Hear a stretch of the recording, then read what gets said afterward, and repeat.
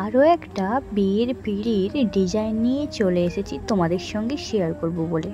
আগের ভিডিওটা তো তোমরা দেখেইছো, তো এটা ওর থেকে কিছুটা আলাদা। ওটাতে আমি দুই সাইডে ময়ূরের থিম এঁকে তারপরে আমি কলকা এঁকেছিলাম, কিন্তু এখানে কোনো ময়ূর আঁকিনি, নর্মালি এমনি আমি কলকা করেছি। কলকা আলপনা স্টাইলের আর কি কলকা করেছি চার সাইডেই, আর মাঝখানে আমি নতুন কিছু করেছি, মানে টোপর আর চূড়া, এই দুটো জিনিস আমি এঁকেছি।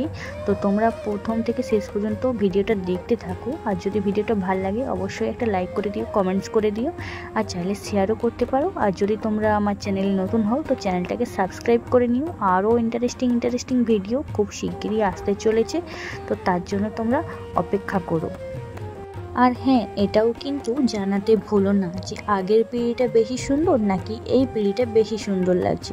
অবশ্যই এটাও কমেন্টস করে জানিও। আমার কাছে তো দুটোই সুন্দর, যেহেতু আমারই বিয়ের পিঁড়ি আর আমি নিজেই আঁকছি, এখানে তো একটা আলাদাই এক্সাইটমেন্ট কাজ করছে আমার মধ্যে।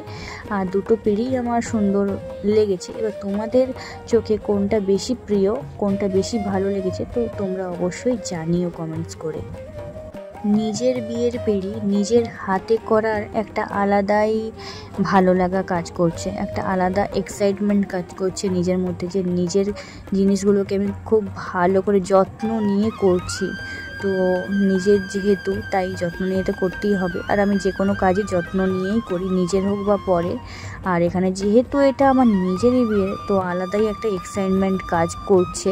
তো তোমাদেরও হয়তো এরকম অনেকের হয়, যারা নিজেদের জিনিসগুলো নিজেরা আঁকো, তাদেরও এরকমই ফিলিংস হয় যেটা আমার এখন হচ্ছে।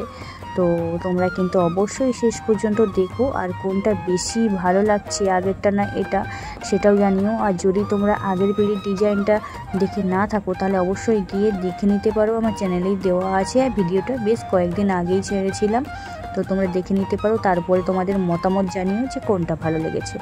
আর আমি এখানে দুই সাইডের করে নিয়ে, পুরোটা কিন্তু দেখাইনি, দু সাইড করে নিয়ে তারপর বাকি দুটো অফ ক্যামেরাতে করে নিয়েছি। আর এই যে দেখতেই পাচ্ছ আমি এখানে নতুন একটা ডিজাইন করেছি। আগেরটাতে আমি মাঝখানে গোল রাউন্ড করে তার মধ্যে কলকা এঁকেছিলাম, পদ্ম এঁকেছিলাম, কিন্তু এখানে আমি দুটো জিনিস এঁকেছি, একটা চূড়া আর একটা মুকুট। যেহেতু বিয়ের, তাই জন্য ভাবলাম একটা পিঁড়িতে আমি এই থিমটা রাখি। আর আমি চাইনি যে দুটো পিঁড়ি একই রকম হোক, আমি দুটো আলাদা করতে চেয়েছিলাম, তাই জন্য দুটোর আলাদা থিম করেছি। চার সাইডটা কিছুটা একই টাইপের থাকলেও মাঝখানেটা পুরোটাই আলাদা। আচ্ছা, এখন আমি আমার বকবকটা থামাচ্ছি, তোমরা এক মনে ভিডিওটা দেখো, আর শেষে কিন্তু অবশ্যই জানিও যে তোমাদের এটা কেমন লেগেছে।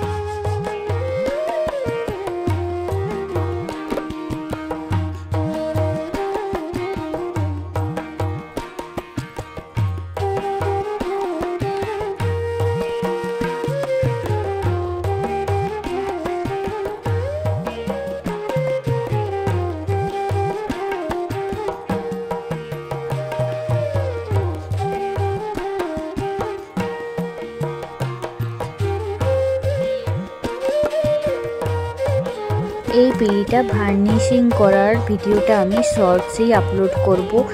আর এখনের মতো এখানেই এন্ড করছি, দেখা হচ্ছে খুব শিগগির আরও একটা এই ধরনের ভিডিও নিয়ে। ততক্ষণের জন্য টাটা।